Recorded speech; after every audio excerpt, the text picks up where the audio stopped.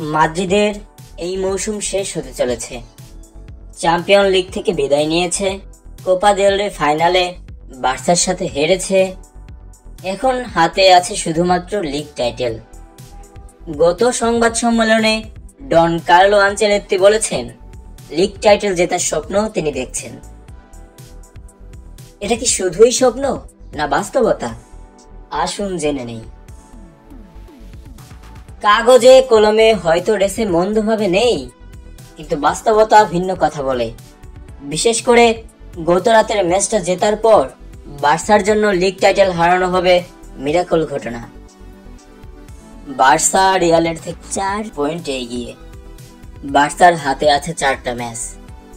So Real শুধুমাত্র বার্সার সাথে জিতলেই হবে না, বার্সাকে হারতে হবে আরো অন্য কারোর সাথে।